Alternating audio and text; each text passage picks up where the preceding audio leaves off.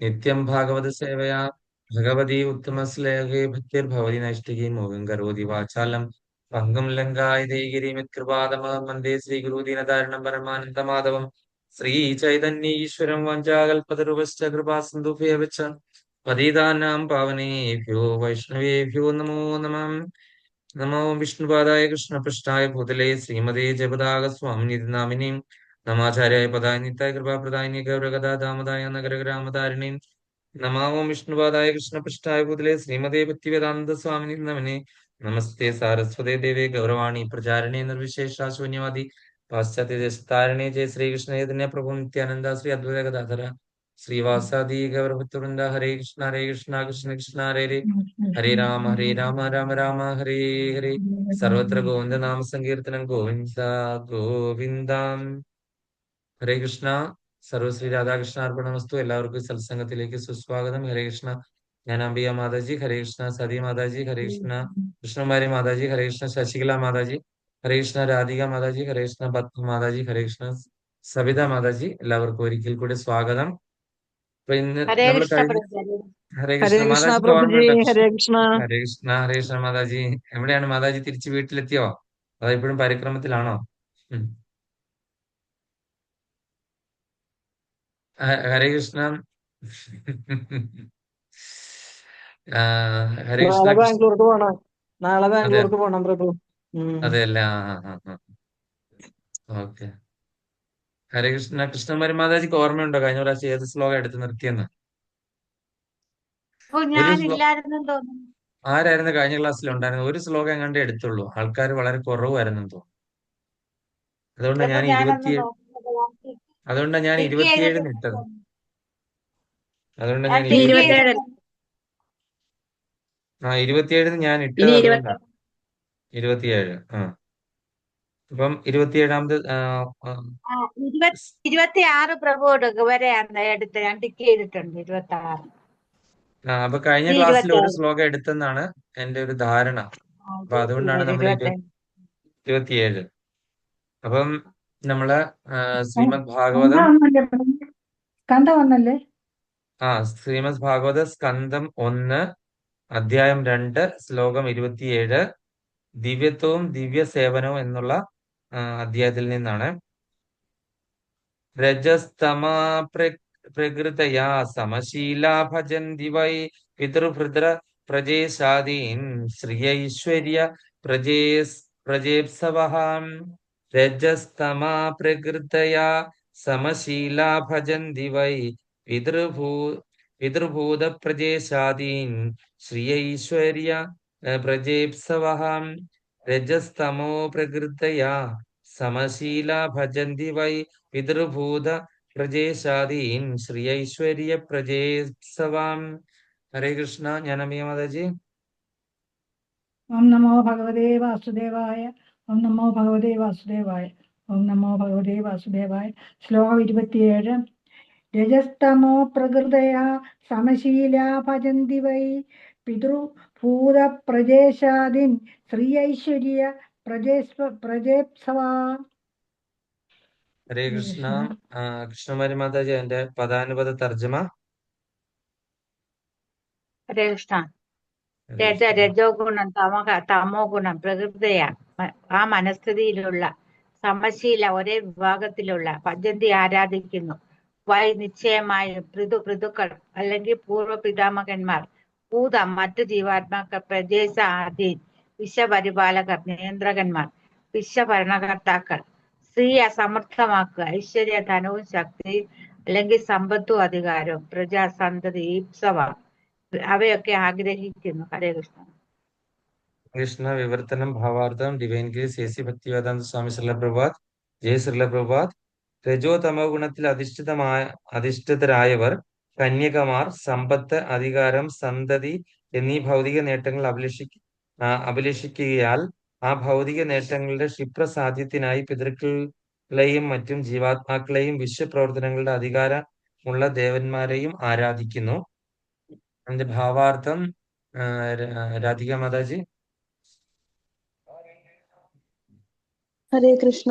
പ്രഭു ഒന്ന് 26 എടുക്കണ്ടേ? 25 അല്ലേ അന്ന് എടുത്തിട്ടുണ്ടായിരുന്നു? കഴിഞ്ഞ ക്ലാസ്സിൽ ഒരെണ്ണം എടുത്തെന്നാണ് എന്റെ ഒരു ഇത് 25 എടുത്തോ 26 എടുത്തോ എന്ന് എനിക്കൊരു മാതാജി ഉണ്ടായിരുന്ന സംശയം. കഴിഞ്ഞ ക്ലാസ്സില്?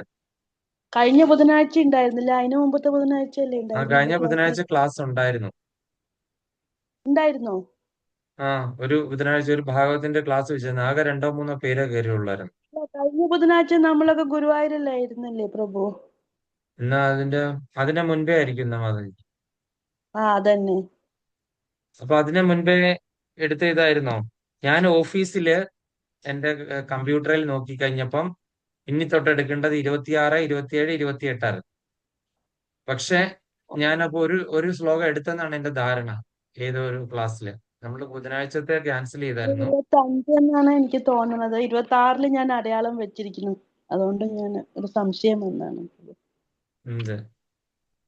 അതിൽ എന്നിട്ട് അസൂയയുടെയും ഇതൊക്കെ പറഞ്ഞില്ലേ പ്രഭു, ഭക്തർക്ക് അസൂയ പാടില്ല അങ്ങനെയൊക്കെയല്ലേ കുറെ അന്നെടുത്തത്. അതെ. അപ്പൊ ഒന്നുകൂടി എടുക്കാം അല്ലേ എന്നാ? എനിക്ക് തോന്നുന്നത് ആർക്കെങ്കിലും ഓർമ്മയുണ്ടെങ്കിൽ ഒന്നും കൂടി കൺഫേം ആക്കിയാൽ നന്നായി. ഓക്കെ, നമുക്ക് ഈ ശ്ലോകം ഇപ്പൊ എന്തായാലും ഇവിടം വരെ എത്തിയല്ലേ? തീർക്കാണെങ്കിൽ 26 എടുത്തുണ്ടാവും. അതിലാണ് അസൂയ തീണ്ടാത്തവരെന്നൊക്കെ പറഞ്ഞിരിക്കുന്നത്. സോറി പ്രഭു, ഷായത് ഞാനായിരിക്കും ചിലപ്പോ തെറ്റ്. 26 വിവർത്തനത്തില് അസൂയ തീണ്ടാത്തവരും ഏവരെയും ആദരിക്കുന്നവരും. കഴിഞ്ഞ പ്രാവശ്യം അസൂയ അതിന്റെയൊക്കെയാണ് പ്രഭു ക്ലാസ് എടുത്തത്. ഞാൻ ഈ സാലിഗ്രാമ ശിലയിൽ സ്വയം വിഷ്ണു തത്വം ഉണ്ടെന്നൊക്കെ പറഞ്ഞ് അത് ഞാൻ വായിച്ചതാണ് മാതാജി. ഓർമ്മയുണ്ട്? എന്നാ പിന്നെ അതെടുത്താ 27 മതി. തന്നെയായിരിക്കും. 27 തന്നെ. അപ്പൊ 27 ഭാവാർത്ഥം അല്ലേ വായിക്കേണ്ടത്? വായിക്കാം. ഭാവാർത്ഥം. ഹരേ കൃഷ്ണ. ഓം നമോ ഭഗവതേ വാസുദേവായ. ഭാവാർത്ഥം ബൈ ശ്രീല പ്രഭുപാദ്. ശ്രീല പ്രഭുപാദ് കി ജയ്. ഭഗവത് ധാമത്തിലേക്ക് മടങ്ങിച്ചെല്ലാൻ ആത്മാർത്ഥമായി ആഗ്രഹിക്കുന്ന ഒരാൾ ഏതൊരു വിഭാഗത്തിലെയും ദേവനെ ആരാധിക്കേണ്ട യാതൊരു ആവശ്യവുമില്ല. ഭൗതികാസക്തികളിൽ ഭ്രാന്തമായ ആവേശമുള്ളവർ അല്പജ്ഞാനികളായവരെ ഉദ്ദേശിച്ചുള്ള താൽക്കാലിക നേട്ടത്തിനായി വ്യത്യസ്ത ദേവന്മാരെ ആരാധിക്കുന്നുവെന്ന് ഭഗവത്ഗീത 7:20-23 സുവ്യക്തമായി പ്രസ്താവിച്ചിരിക്കുന്നു. ഭൗതികാസ്വാദനങ്ങളുടെ തീവ്രത വർദ്ധിപ്പിക്കുവാൻ നാം ശ്രമിക്കരുത്. ജീവിതത്തിന്റെ അത്യന്താപേക്ഷിതമായ ആവശ്യത്തോളം മാത്രമേ ഭൗതികാനന്ദങ്ങളെ സ്വീകരിക്കാവൂ. അതിനേക്കാൾ അധികമായോ കുറവായോ ഭൗതികാനന്ദങ്ങളെ സ്വീകരിക്കരുത്.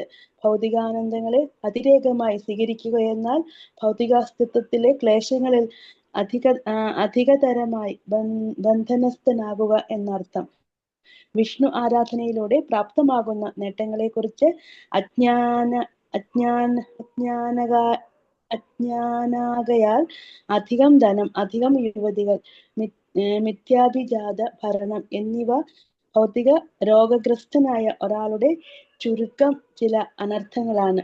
വിഷ്ണു ആരാധനയിലൂടെ ഒരാൾ ഈ ജീവിതത്തിലും മരണാനന്തര ജീവിതത്തിലും നേട്ടമുണ്ടാക്കുന്നു. ഈ തത്വങ്ങളെ വിസ്മരിച്ചുകൊണ്ട് അധികം സമ്പത്ത്, ബഹുഭാര്യമാർ, അധികം സന്തതികൾ എന്നിവയുടെ പിറകെ പോവുകയും അതിനായി വിവിധ ദേവന്മാരെ ആരാധിക്കുകയും ചെയ്യുന്നു. ഭൗതികാനന്ദങ്ങൾക്കായി ദേവന്മാരെ സമീപിക്കേണ്ട യാതൊരു കാര്യവുമില്ല. ദേവന്മാരെല്ലാം ഭഗവത് സേവകരാകയാൽ പ്രാണധാരണ ആവശ്യക തത്വങ്ങളായ ജലം, പ്രകാശം, വായു തുടങ്ങിയ പ്രദാനം ചെയ്യാൻ അവർ കർത്തവ്യബദ്ധരാണ്. ഒരാൾ കഠിനപ്രയത്നം ചെയ്യേണ്ടതും അസ്തിത്വത്തിനായുള്ള കഠിനപ്രയത്നത്തിന്റെ ഫലങ്ങളാൽ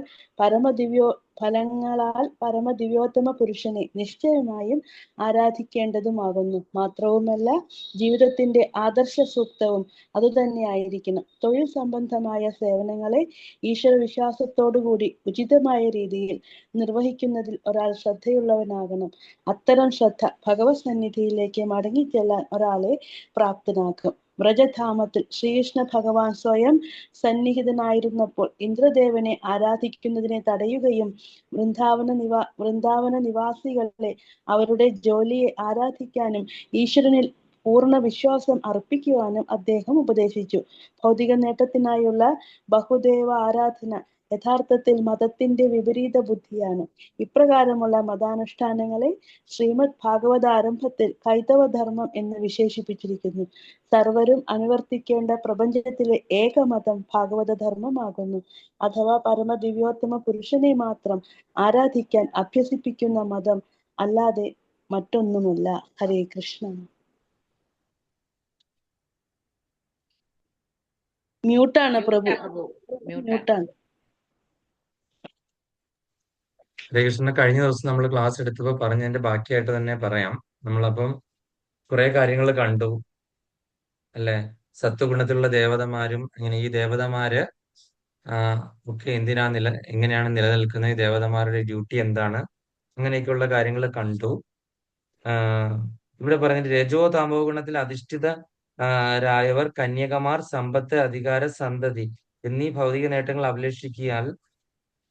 അഭിലഷിക്കുകയാകിയാൽ ആ ഭൗതിക നേട്ടങ്ങളുടെ ക്ഷിപ്രസാധ്യത്തിനായി പിതൃക്കളുടെയും മറ്റ് ജീവാത്മാക്കളെയും വിശ്വപ്രവർത്തനങ്ങളുടെ അധികാരമുള്ള ദേവന്മാരെയും ആരാധിക്കുന്നു. അപ്പൊ ഭഗവാൻ ഭഗവത്ഗീതയിൽ പറഞ്ഞിട്ടുള്ള ശ്ലോകം ഉണ്ടല്ലേ? ഏതാണ് ആ ശ്ലോകം? ധ്യാന്തി ദേവോ എന്ന് പറഞ്ഞിട്ടുള്ള ശ്ലോകമാണ് അല്ലെ? ഓർമ്മയുണ്ടോ? അത് മാതാജിക്ക് ഓർമ്മയുണ്ടോ? സുശീല മാതാജിക്ക്. അതായത് ദേവന്മാരെ ആരാധിക്കുന്നവർ ദേവന്മാരുടെ ലോകത്തിലും പിതൃക്കന്മാരെ ആരാധിക്കുന്നവര് പിതൃക്കന്മാരുടെ ലോകത്തിലും, അതുപോലെ തന്നെ പിശാചുക്കളെ ആരാധിക്കുന്നവർ അവരുടെ ലോകത്തിലും ജീവിക്കും. അതിന് പിന്നെ എന്നെ ആരാധിക്കുന്നവർ എവിടെയാണ്? എന്റെ കൂടെ എന്റെ ലോകത്തിലും ജീവിക്കും എന്ന് ഭഗവാൻ പറഞ്ഞിട്ടുണ്ട് അല്ലെ? പിന്നെ ഏത് ദേവതമാരെ ആരാധിച്ചാലും എന്താണ്, ആരിലേക്കാണ് എത്തിച്ചേരുന്നത്? കേശവം പ്രതി ഗച്ഛതി, കേശവനിലാണ് എത്തിച്ചേരുന്നത്. ഏത് ദേവതമാരും എന്തെങ്കിലും അനുഗ്രഹം കൊടുക്കണമെങ്കിൽ അതെന്നാൽ കേശവന്റെ പെർമിഷനോട് കൂടി മാത്രമേ പറ്റുള്ളൂ. ന ദൈവം കേശവാത്പരം, കേശവനല്ലാതെ മറ്റൊരു ദൈവമില്ല. ഇതെല്ലാം നമ്മൾ പറഞ്ഞു കഴിഞ്ഞതാണ് അല്ലെ? അപ്പം ഈ രജസ് തമോ ഗുണത്തിൽ അടിമയായിട്ടുള്ള ആൾക്കാരൊക്കെ നമ്മള് പല കാര്യങ്ങൾക്ക് സാധിക്കാനായിട്ട്, ഇപ്പം ദേവന്മാരും അങ്ങനെയുള്ള ദേവീദേവന്മാർ എന്താണ് ചെയ്യുന്നത്? ഗീവ് ആൻഡ് ടേക്ക് ആണല്ലേ? നമ്മൾ അങ്ങോട്ടേക്ക് എന്തെങ്കിലും കൊടുത്തു കഴിഞ്ഞാൽ അവര് തിരിച്ച് നമുക്ക് ഇങ്ങോട്ട് തരും. അങ്ങോട്ടേക്ക് കൊടുത്തില്ലെങ്കിൽ അവര് തിരിച്ച് കോപിക്കും. ഭഗവാൻ അങ്ങനെ ഉണ്ടോ? ഭഗവാന് നമ്മുടെ എന്തെങ്കിലും വേണോ? കാര്യം അദ്ദേഹം എന്താണ്? ഷഡ് സമ്പൂർണമായിട്ടുള്ള ആളാണ്. 6 ഐശ്വര്യങ്ങൾ. ഏതൊക്കെയാണ് 6 ഐശ്വര്യങ്ങള്?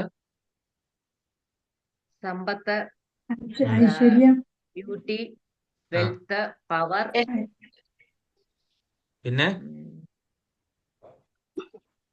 വീര്യം, സൗന്ദര്യം, ബലം, ഐശ്വര്യം, പ്രശസ്തി, ത്യാഗം. ഓക്കെ. അദ്ദേഹം എല്ലാം ത്യജിച്ചിട്ടാണല്ലേ? രാധാറാണിയൊക്കെ ത്യജിച്ചു. അങ്ങനെ അതുപോലെ തന്നെ ഈ അച്ഛനെ അമ്മയൊക്കെ ത്യജിച്ചിട്ട് അദ്ദേഹം പോയത് നമുക്കറിയാലോ. മധുര, ദ്വാരക, അവിടെ എല്ലാം പോയി തിരിച്ചു പിന്നെ വന്നിട്ടേ ഇല്ലല്ലോ അല്ലെ? അപ്പൊ അങ്ങനെയൊക്കെ ത്യജിക്കാനായിട്ട്, അപ്പൊ ഇതെല്ലാം പൂർണ്ണമായിട്ടും ഉള്ള ആളെയാണ് പറയുന്നത് ഭഗവാൻ എന്നുള്ള പേരിന് അറിയുക. അത് ആര് പറഞ്ഞാണ് ഈ ഒരു ഫോർമുല? ആരാണ് ഉണ്ടാക്കിയത്? ഭഗവാൻ എന്നുള്ള ഡെഫിനിഷൻ പരാശരം, പരാശരമുനി. പരാശരമുനി ആരാണ്? വ്യാസദേവന്റെ അച്ഛൻ. വ്യാസദേവന്റെ അച്ഛൻ. പരാശര സംഹിതകളൊക്കെ ഉണ്ടല്ലേ? ആ പരാശരന്റെ ഒരു മുനിയുടെ ഒരു സംഹിതയിലാണ് ഇത് ഭഗവാൻ എന്നുള്ളതിന്റെ ഡെഫിനിഷൻ കൊടുത്തിരിക്കുന്നത്. അപ്പൊ നമുക്ക് നമ്മൾ അങ്ങനെ ഈ മറ്റുള്ള ദേവതമാരെ ഈ അഭിലാഷങ്ങൾക്ക്, ഈ പറഞ്ഞിരിക്കുന്ന കാര്യങ്ങളൊക്കെ രജസ് തമോ ഗുണം മിക്സ്ഡ് ആയിട്ടുള്ള അഭിലാഷങ്ങളാണ്. അപ്പൊ ഈ ഭൗതിക നേട്ടങ്ങളുടെ ക്ഷിപ്രസാധ്യത്തിനായിട്ട് ഈ പിതൃക്കന്മാരെയും മറ്റു ജീവാത്മാക്കളെയും നമ്മൾ ആരാധിക്കുന്നു. അപ്പൊ ഈ ദേവന്മാരെ ഗീവ് ആൻഡ് ടേക്ക്, നമ്മൾ അങ്ങോട്ടേക്ക് കൊടുത്തു കഴിഞ്ഞാൽ അവർ തിരിച്ചു തരും. അപ്പൊ കൊടുത്തില്ലെങ്കിൽ അവര് കോപിക്കും. അങ്ങനെ ആണ് നമ്മൾ കണ്ട ഗോവർദ്ധന ലീല. ഇന്ദ്രന് കൊടുക്കാതെ വന്നപ്പോൾ ഇന്ദ്രൻ തിരിച്ച് കോപിച്ചു. എന്നിട്ട് അവിടെ സംവർത്തക മേഘങ്ങളെ വിളിച്ചു വരുത്തി അവിടെ മഹാപ്രളയം ഉണ്ടാക്കി. പക്ഷെ ഭഗവാന്റെ ഷെൽട്ടറിന്റെ അടിയിലായിരുന്നപ്പോൾ, ഭഗവാന്റെ കൊട കീഴിലായതുകൊണ്ട് അവിടെ വ്രജവാസികൾക്ക് ഒന്നും തന്നെ, വ്രജധാമത്തിനോ വ്രജവാസികൾക്കോ ഒന്നും തന്നെ സംഭവിച്ചില്ല. അവസാനം ഇന്ദ്രൻ നാണം കെട്ടുമെന്ന് ഭഗവാന്റെ എന്താണ് ഷെൽട്ടറിൽ എന്റെ ഉള്ളിലാകുകയായിരുന്നു അല്ലെ? ഇന്ദ്രന് ജാള്യതയായിട്ട്, ഇന്ദ്രൻ സുരഭി പശുവിനായിട്ടാണ് ഇന്ദ്രൻ അവിടെ എത്തിയത്. ഇതെല്ലാം നമ്മൾ കണ്ടു കഴിഞ്ഞ കാര്യങ്ങളാണ് അല്ലെ? ഗോവർദ്ധന ലീല, ദാമോദര ലീല, ഗോവർദ്ധന ലീല, ഇതൊക്കെ കാർത്തിക മാസത്തിൽ നടന്ന ലീലകളാണ്. അപ്പൊ ഇങ്ങനെ കാർത്തിക മാസം വളരെ റീസെന്റ്, ഇപ്പൊ കുറച്ച് ദിവസങ്ങൾക്ക് മുൻപെയാണ് സമാപിച്ചത്. നമ്മള് ഗുരുവായൂർ അതിന്റെ ലാസ്റ്റ് ദിവസമായിരുന്നു നമ്മൾ നിന്നത് അല്ലെ? അങ്ങനെ നമ്മൾ പാരണയൊക്കെ വീടി അവിടുന്ന് ചപ്പൻഭോഗമൊക്കെ കഴിച്ചിട്ടാണ് നമ്മൾ തിരിച്ചു വന്നത്. അപ്പൊ അത് എന്താ പറയുക, എത്ര വളരെ നല്ലൊരു മുഹൂർത്തമായിരുന്നു. നമുക്ക് അങ്ങനെ ഒരു ഭാഗ്യം ഗുരുവായൂരപ്പന്റെ അടുക്കല്. അതും എനിക്ക് കഴിഞ്ഞ പ്രാവശ്യം ഞാൻ പാണ്ഡവ നിർജ്ജല ഏകാദശി എടുത്ത് ഗുരുവായൂരപ്പന്റെ അടുക്കൽ നിന്ന് ജൂൺ മാസത്തിലാന്ന് തോന്നുന്നു, ജൂൺ മാസത്തിൽ എടുത്തു. ഇപ്രാവശ്യം ഭഗവാന്റെ അടുക്കല് ഭീഷ്മപഞ്ചകത്തിന് 3 ദിവസമേ ഉള്ളൂ. ഇപ്രാവശ്യം 5 ദിവസം ഉള്ളതിൽ ഇപ്രാവശ്യം 4 ഉണ്ടായിരുന്നു. എല്ലായ്പ്പോഴും 5 ദിവസമാണ്. അപ്പൊ അങ്ങനെ 2ാമത്തെ ദിവസം നാട്ടിലായിരുന്നു, കല്യാണമൊക്കെ ആയ കാരണം പിന്നെ 3, 4 അല്ല 1ാമത്തെ ദിവസം നാട്ടിലായിരുന്നു. അങ്ങനെ 2, 3, 4 നമുക്ക് ഗുരുവായൂരപ്പന്റെ അടുക്കൽ നിൽക്കാനായിട്ട് പറ്റി. കുറച്ച് സമയമെങ്കിലും ഭഗവാന്റെ അടുക്കൽ നിൽക്കാനും ദർശനമൊക്കെ കിട്ടി. അതൊരു മഹാഭാഗ്യങ്ങളിൽ ഒന്നായിട്ട് തന്നെ ഞാൻ കരുതുന്നു. കാര്യം അങ്ങനെ അപ്പൊ നമ്മള് ഈ മറ്റുള്ള ദേവീ ദേവന്മാരെ ആരാധിക്കുന്നവരുടെ അവസ്ഥ എന്താണെന്ന് നമ്മൾ ഈ പർപ്പട്ടിൽ ശരിക്കും പറഞ്ഞു. നിങ്ങളെല്ലാം വിശദമായിട്ട് വായിച്ചു. അപ്പൊ ഈ സാളിഗ്രാമ ശിലയുടെ പ്രത്യേകത എന്താ? അതിൽ സാക്ഷാൽ ഭഗവാൻ തന്നെ വസിക്കുന്നു, അല്ലെ? അപ്പൊ ഞാൻ തുളസി മഹാരാണിയുടെ മഹാത്മ്യം കഴിഞ്ഞ് വെള്ളിയാഴ്ച പറഞ്ഞിരുന്നു. അപ്പൊ ഈ സാളിഗ്രാമ ശില എവിടെയാണ്, എങ്ങനെയാണ് സാളിഗ്രാമ ശില ഉണ്ടായത്?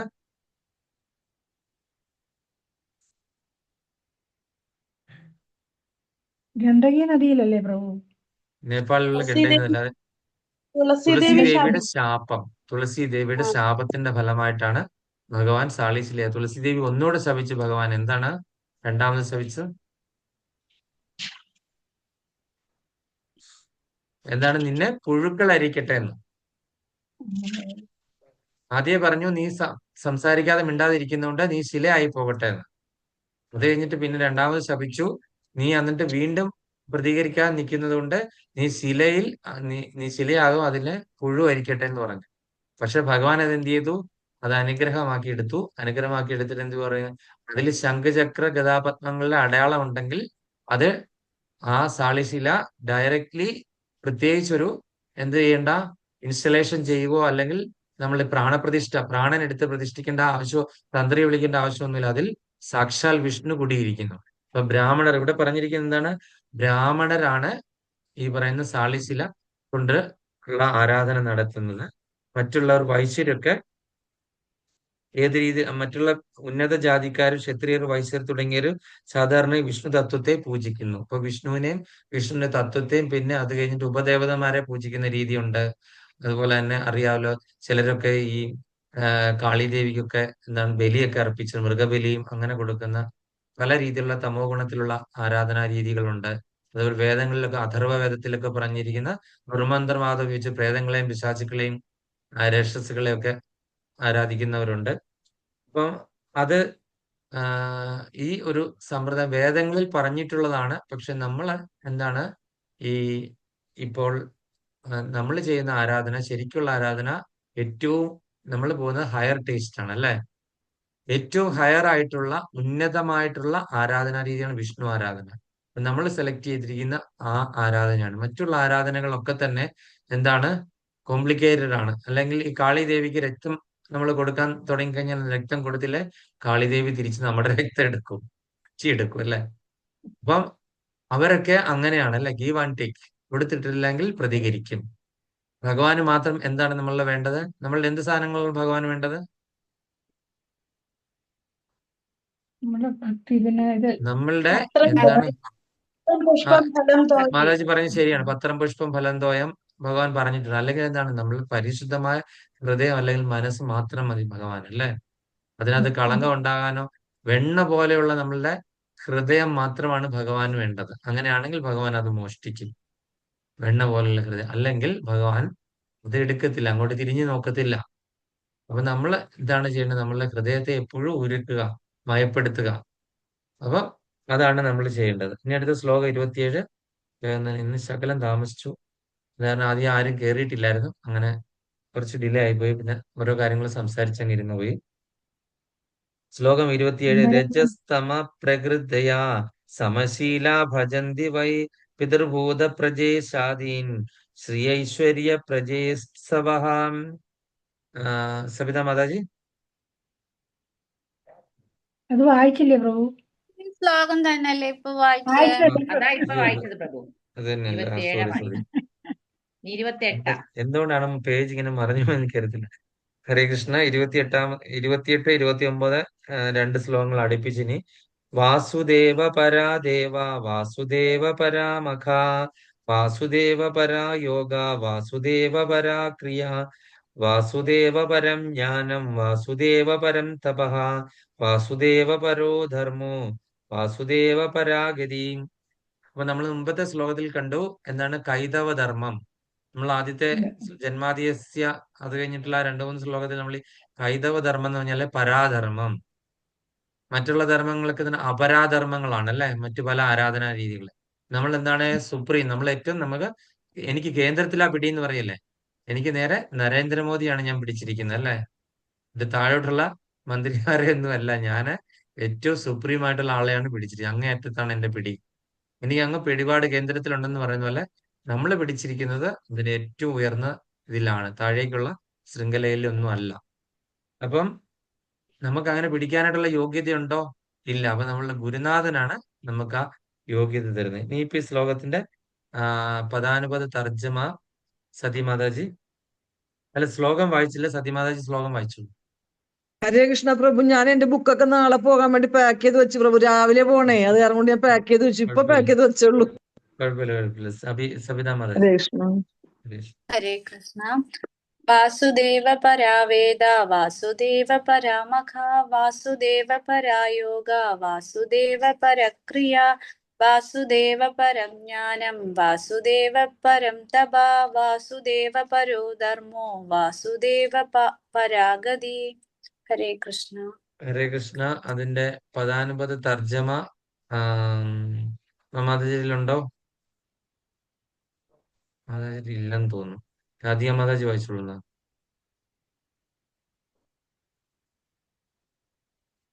ഹരേ കൃഷ്ണ. രാധിക മാതാജി ഉണ്ടോ? ഉണ്ട്, ഒരു മിനിറ്റ് പ്രഭു.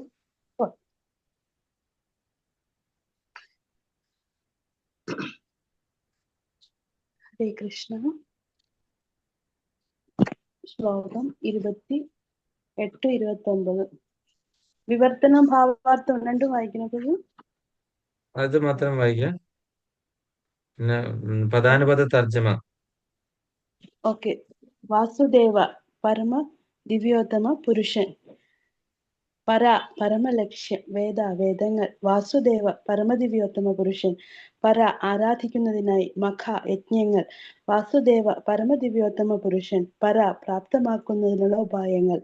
യോഗ ദുർജ്ഞേയമായ പരിച്ഛദങ്ങൾ. വാസുദേവ പരമദിവ്യോത്തമ പുരുഷൻ. ഭഗവാന്റെ നിയന്ത്രണത്തിലുള്ള ക്രിയ ഫലങ്ങൾ ഉളവാക്കുന്ന പ്രവർത്തികൾ. വാസുദേവ പരമദിവ്യോത്തമ പുരുഷൻ. പരമോന്നതൻ. ജ്ഞാനം വിജ്ഞാനം. വാസുദേവ പരമദിവ്യോത്തമ പുരുഷൻ. ശ്രേഷ്ഠം. തപ വൈരാഗ്യം. വാസുദേവ പരമദിവ്യോത്തമ പുരുഷൻ. ശ്രേഷ്ഠ ഗുണം. ധർമ്മ മതം, അതായത് ധർമ്മം. വാസുദേവ പരമദിവ്യോത്തമ പുരുഷൻ. നിയാമകമായ ഗതി, ജീവിത ലക്ഷ്യം. വിവർത്തനം ഭാവാർത്ഥം ശ്രീല പ്രഭുപാദ് കി ജയ്. വെളിപ്പെട്ട ധർമ്മശാസ്ത്ര വിജ്ഞാനത്തിന്റെ ആത്യന്തിക പൊരുൾ ശ്രീകൃഷ്ണൻ പരമദിവ്യോത്തമ പുരുഷനാകുന്നു. പരമദിവ്യോത്തമ പുരുഷനെ പ്രീതിപ്പെടുത്തുകയാണ് യജ്ഞാനുഷ്ഠാനങ്ങളുടെ ഉദ്ദേശം. യോഗ പരമദിവ്യോത്തമ പുരുഷനെ സാക്ഷാത്കരിക്കുവാനുള്ളതാകുന്നു. സർവ കർമ്മഫലങ്ങളും പരമദിവ്യോത്തമ പുരുഷനാണ് പരമമായി പ്രദാനം ചെയ്യുന്നത്. പരമജ്ഞാനം പരമദിവ്യോത്തമ പുരുഷനായ ഭഗവാനാകുന്നു. മാത്രവുമല്ല, സമസ്ത കഠിന നിഷ്ഠകളും, അതായത് വൈരാഗ്യങ്ങളും തപശ്ചര്യകളും അനുഷ്ഠിക്കുന്നത് ഭഗവാനെ മനസ്സിലാക്കുവാനാണ്. ഭക്തിയുത സേവന സമർപ്പണമാണ് മതം. ജീവിതത്തിന്റെ നിയാമക ലക്ഷ്യം പരമദിവ്യോത്തമ പുരുഷനാകുന്നു. ഹരേ കൃഷ്ണ. ശശികല മാതാജി ഭാവാർത്ഥം. ഹരേ കൃഷ്ണ. ഭാവാർത്ഥം ബൈ ശ്രീല പ്രഭുപാദ്. ജയ് ശ്രീല പ്രഭുപാദ്. ഈ ഇരു ശ്ലോകങ്ങളിലും ശ്രീകൃഷ്ണൻ പരമദിവ്യോത്തമ പുരുഷൻ, ഏക ആരാധ്യ പൊരുളെന്ന് സ്ഥിരീകരിക്കുന്നു. ഒരാളുടെ ജ്ഞാതിഭാവത്തെ സ്ഥാപിക്കുകയും അപ്രകാരം നമുക്ക് നഷ്ടമായ ഭഗവത് പ്രേമയുത സേവനത്തെ പരമമായി പുനരുദ്ധീകരിക്കുകയും ചെയ്യുക എന്ന കർമ്മത്തെയാണ് വേദങ്ങളിൽ വസ്തുനിഷ്ഠമായി പ്രതിപാദിച്ചിരിക്കുന്നത്. വേദങ്ങളുടെ രത്നച്ചുരുക്കമാണ് ഇത്. ഭഗവത്ഗീതയിൽ ഇതേ സിദ്ധാന്തത്തെ സ്വവാക്യത്താൽ ഭഗവാൻ സ്ഥിരീകരിക്കുന്നു. വേദങ്ങളുടെ ആത്യന്തിക ലക്ഷ്യം പരമദിവ്യോത്തമ പുരുഷനെ അറിയുക എന്ന് മാത്രമാണ്. ഭൗതിക പ്രകൃതിയാൽ ബദ്ധരായ പതിതാത്മാക്കളെ ഉദ്ബോധിപ്പിക്കാനായി മാത്രം സ്വ അവതാരമായ വ്യാസദേവൻ മുഖാന്തിരം ഭഗവാനാൽ സജ്ജീകരിക്കപ്പെട്ടതാകുന്നു സർവ്വവേദങ്ങളും. ഭൗതിക ബന്ധങ്ങളിൽ നിന്നുള്ള മോചനം പ്രദാനം ചെയ്യാൻ ഒരു ദേവനും കഴിയില്ല. അഖില വേദശാസ്ത്രങ്ങളുടെയും തീരുമാനമാണ് അത്. പരമദിവ്യോത്ത പുരുഷനെ കുറിച്ച് യാതൊരു അറിവുമില്ലാത്ത നിർവ്യക്തിയവാദികൾ പരമപുരുഷന്റെ അനന്തശക്തിയെ പരമാവധി ലഘൂകരിക്കുകയും മറ്റു ജീവാത്മാക്കളുടെ പദവിക്ക് സമാനമായി താഴ്ത്തുകയും ചെയ്യുന്നു. ഇത്തരം നിർവ്യക്തികവാദികൾക്ക് അത്യന്തം കഠിന പ്രയത്നത്തിലൂടെ മാത്രമേ ഭൗതിക ബന്ധങ്ങളിൽ നിന്നും മോചനം ലഭിക്കുകയുള്ളൂ. അതീന്ദ്രിയ ജ്ഞാന സംസ്കാരത്തിലൂടെ അസംഖ്യം ജന്മങ്ങൾക്ക് ശേഷം മാത്രമേ അവർക്ക് പരമദിവ്യോത്ത പുരുഷനെ ശരണം പ്രാപിക്കുവാൻ കഴിയുകയുള്ളൂ. യജ്ഞാചാര അനുഷ്ഠാനങ്ങൾ വേദകർമ്മങ്ങളെ അടിസ്ഥാനപ്പെടുത്തിയുള്ളതാണെന്ന് ഒരാൾ വാദിച്ചേക്കാം. അത് യഥാർത്ഥവുമാണ്. എന്നാൽ അപ്രകാരമുള്ള എല്ലാ യജ്ഞങ്ങളും വാസുദേവ സംബന്ധ സത്യസാക്ഷാത്കാരത്തെ ഉദ്ദേശിച്ചുള്ളവയാകുന്നു. വാസുദേവന്റെ എന്താ പ്രഭു?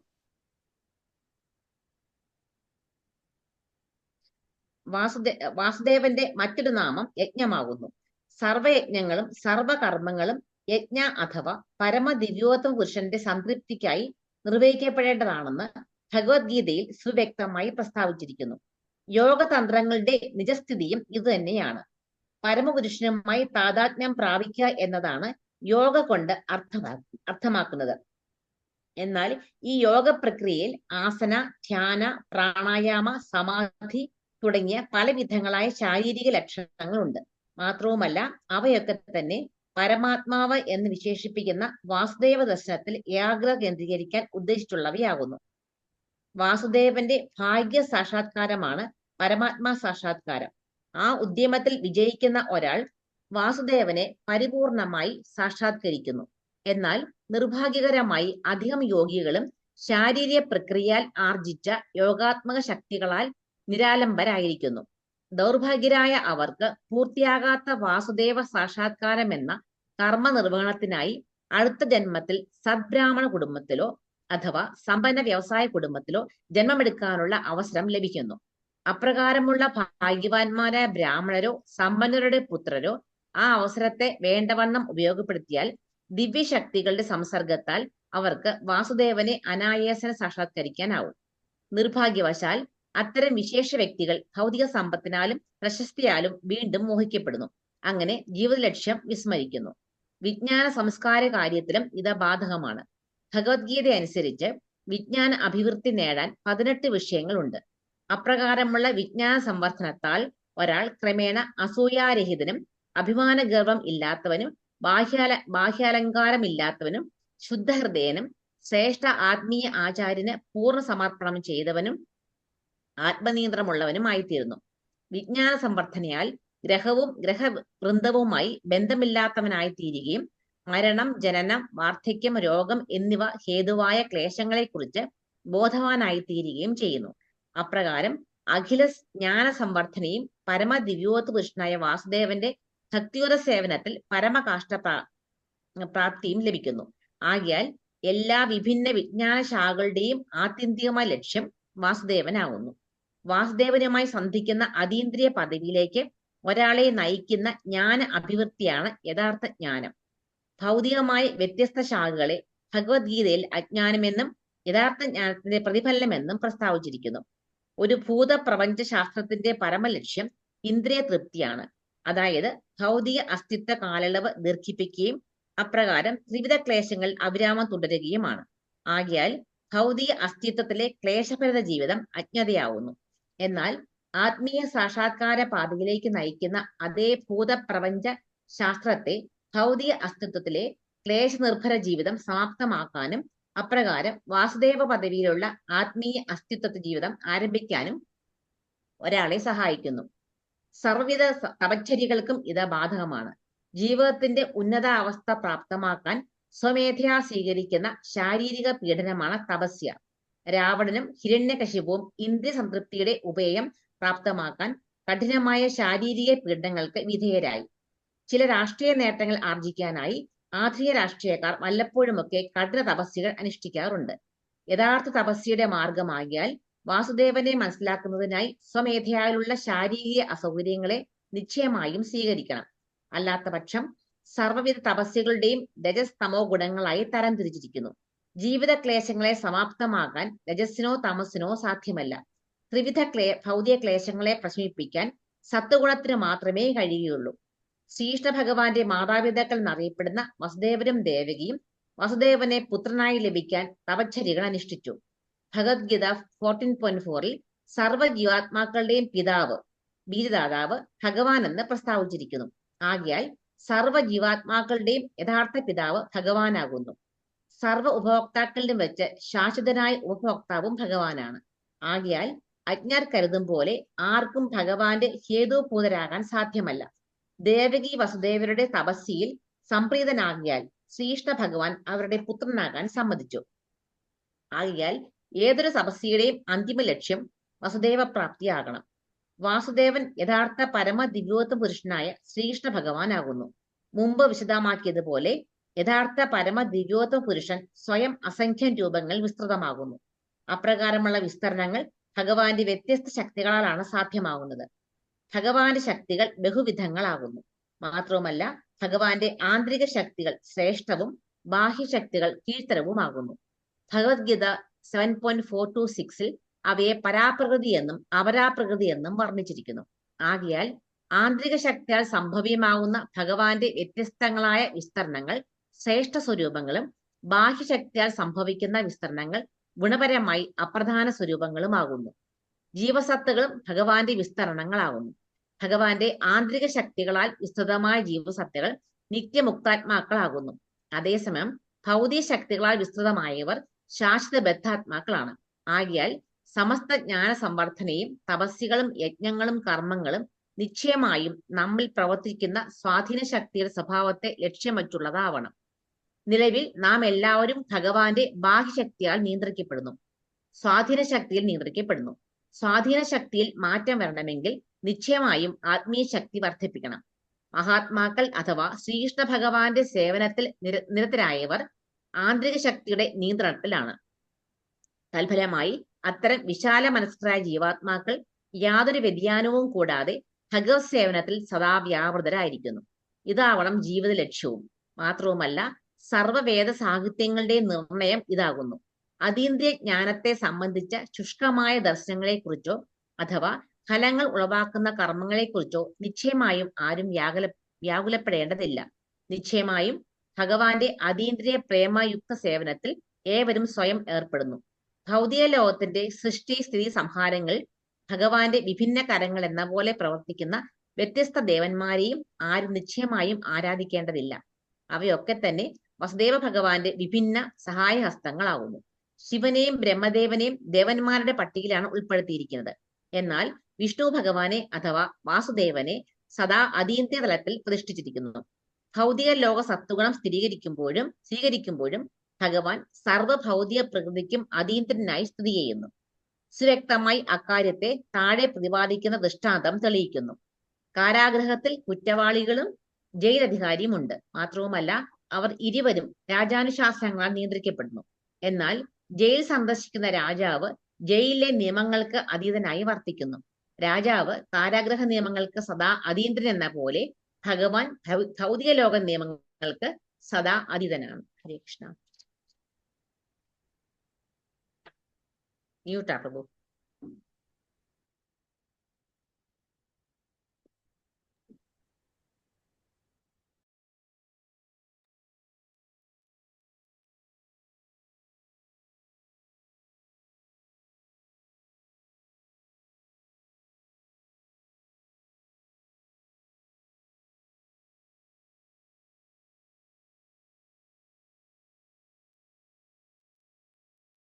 പ്രഭു ഉറങ്ങിപ്പോയാണ്ട്.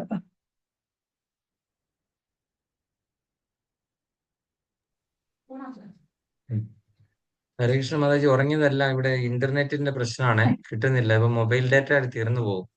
അപ്പൊ അത് അതിന്റെ ആൾക്കാര് ഫോൺ വിളിച്ചോണ്ടിരിക്കുക കണ്ടിന്യൂസ്. മഴ ഇവിടെ. അതെല്ലേ. അപ്പൊ നമ്മൾ കണ്ടു, വളരെ നീളമുള്ള ഒരു പർപ്പട്ടാണ് നമ്മൾ കണ്ടത് അല്ലെ, 3-4 പേജ് ഉള്ളത്. വളരെ നല്ലൊരു ശ്ലോകമാണിത്. എന്താണ്? വാസുദേവ വേദ വാസുദേവ പരാദ്വേദ വാസുദേവ പരാമഖ വാസുദേവ പരായോഗ വാസുദേവ പരാക്രിയ വാസുദേവ പരം ജ്ഞാനം വാസുദേവ പരം തപഃ വാസുദേവ പരോ ധർമ്മോ വാസുദേവ പരാംഗതി. അപ്പം ആ അതിന്റെ എക്സ്പ്ലനേഷൻസ് ശിലപ്രഭാതത്തിൽ കൊടുത്തിരിക്കുന്നതാണ് കണ്ടത് നമ്മൾ 3-4 പേജ് അല്ലേ. ഒരു ദിവസം ഒന്ന് ക്ലാസ് എടുത്താൽ തീരുന്ന സംഭവം അല്ല ഇത്. അപ്പം നമ്മൾ കണ്ടു എല്ലാം വാസുദേവനാണ് അല്ലേ, വാസുദേവനാണെന്നുള്ളത് കണ്ടു. പിന്നെ അടുത്തത് നമ്മൾ കണ്ടത് ഓർമ്മയുണ്ടോ ആർക്കെങ്കിലും നമ്മൾ ഇതിന്റെ അകത്ത് പറഞ്ഞ കാര്യങ്ങളൊക്കെ എന്തൊക്കെയാണെന്ന്? ഇതിന്റെ അകത്ത് ഒരു കാര്യം നമ്മൾ ആദ്യമേ പറഞ്ഞു, നമ്മൾ ക്ലാസ് തുടങ്ങുന്നതിന് മുൻപ് ചിലരുണ്ടായിരുന്നു അല്ലേ, നമുക്ക് ഈ ജ്ഞാനം കൂടി കഴിഞ്ഞാലുള്ള പ്രശ്നം എന്താണെന്നുള്ളത്. അതിവിടെ എന്തോ ഓട്ടോമാറ്റിക്കലി ആ ഒരു കാര്യം പറഞ്ഞു, നമുക്ക് ജ്ഞാനം കൂടി കഴിഞ്ഞു കഴിഞ്ഞാൽ എന്താണെന്ന് സംഭവിക്കുന്നതെന്നുള്ള കാര്യം ഇവിടെ പറഞ്ഞു. പിന്നെ അടുത്തത് നമ്മൾ ആരെയാണ് നമ്മൾ ശരിക്കും ആരാധിക്കേണ്ടത്, പിന്നെ പരാപ്രകൃതിയും അപരാപ്രകൃതിയെ പറ്റിയും പറഞ്ഞു. അപ്പൊ അപരാപ്രകൃതി എന്ന് പറഞ്ഞു കഴിഞ്ഞാൽ താഴ്ന്ന നീച ശക്തികളാണ്. പരാപ്രകൃതി എന്ന് പറഞ്ഞാൽ ഭഗവാന്റെ എന്താണ് അന്തരംഗ ശക്തി. അപരാപ്രകൃതി ഭഗവാൻ ഒരുപാട് ഉള്ള എനർജീസിലുള്ളതില് ശ്രേഷ്ഠമായ എനർജി എന്ന് പറഞ്ഞാൽ അന്തരംഗ ശക്തി അല്ലെങ്കിൽ പരാപ്രകൃതി. അപരാപ്രകൃതി ആണ് എന്താണ് നമ്മുടെ ഈ ഭൗതിക പ്രകൃതി എന്ന് പറയുന്ന സംഭവം. അത് താഴ്ന്നതര ശക്തിയായിട്ടാണ് കാണുന്നത്. അപ്പൊ നമ്മളുടെ ഭഗവാന്റെ സേവനത്തിൽ വ്യാപൃതരായവര് അന്തരംഗ ശക്തിയുടെ നിയന്ത്രണത്തിലാണ് എന്നുള്ള കാര്യവും നമ്മൾ ഇവിടെ നിന്ന് മനസ്സിലാക്കുന്നുണ്ട്. ഇനി ശശികല മാതാജിക്ക് എന്തെങ്കിലും ഒരു സമ്മറി പോലെ പറയാനായിട്ട് സാധിക്കുമോ? നോക്കട്ടെ പ്രഭു. വാസുദേവ പരാവേദ എന്ന് പറഞ്ഞാല് വേദങ്ങളുടെ എല്ലാം ലക്ഷ്യം എന്ന് പറഞ്ഞാല് വസുദേവ ഭഗവാനായ കൃഷ്ണ ഭഗവാനെ അറിയുക എന്നതാണ് വേദങ്ങളുടെ ലക്ഷ്യം. പിന്നെ വാസുദേവ പരാമഖ എന്ന് വെച്ചാൽ എല്ലാ യജ്ഞങ്ങളും വാസുദേവ ഭഗവാനെ സാക്ഷാത്കരിക്കാൻ, ഭഗവാനെ അറിയുക എന്നാണ് എല്ലാ യജ്ഞങ്ങളുടെയും ഉദ്ദേശം. അതുപോലെ എല്ലാ യജ്ഞങ്ങളും ഭഗവാന്റെ സംതൃപ്തിക്ക് വേണ്ടിയിട്ടായിരിക്കണം എല്ലാ യജ്ഞങ്ങളും കർമ്മങ്ങളും നമ്മൾ അനുഷ്ഠിക്കേണ്ടത്. പിന്നെയുള്ളത് യോഗയെ പറ്റി പറഞ്ഞു. യോഗ എന്ന് പറയുന്നത് അഷ്ടാംഗ യോഗ, യമ നിയമ ആസന ധാരണ പ്രത്യാഹാര, അങ്ങനെ 8 എണ്ണം. അതെല്ലാം യോഗ എന്ന് പറഞ്ഞാൽ ഭഗവാനുമായി കണക്ട് ചെയ്യുക, ഭഗവാനുമായി ഒരു ബന്ധം ഉണ്ടാക്കുക എന്നാണ് ഉദ്ദേശിക്കുന്നത്. പക്ഷെ ആ യോഗികൾ പോലും അതിലൂടെ നമുക്കറിയാം സാക്ഷാത്കാരം എന്ന് പറയുന്നത് 3 വിധത്തിലാണ്: ബ്രഹ്മൻ, പരമാത്മ, ഭഗവാൻ. ഈ യോഗികൾ ചെയ്യുന്നത് പരമാത്മാ സാക്ഷാത്കാരമാണ്. അതുകൊണ്ട് ഭഗവാനിലെ ഭാഗികമായി ഭഗവാനെ അറിയാൻ സാധിക്കും. പക്ഷെ അവർക്കും ഒരു ജന്മം കൊണ്ട് ഭഗവാനെ പൂർണ്ണമായി എത്തിച്ചേരാൻ സാധ്യമല്ല. വീണ്ടും അവർക്ക് ജനിക്കേണ്ടി വരും. അടുത്ത ജന്മം അവർ ഏതെങ്കിലും ബ്രാഹ്മണ കുടുംബത്തിലോ ഉന്നത കുടുംബത്തിലോ ജനിച്ച് എവിടെയാണോ അവരുടെ ഭഗവത് സേവന അവസാനിച്ച് അവിടെ നിന്ന് വീണ്ടും തുടങ്ങി പല ജന്മങ്ങളിലൂടെ അവർ ഭഗവാനെ പൂർണ്ണമായി അറിയുന്നു. പിന്നെ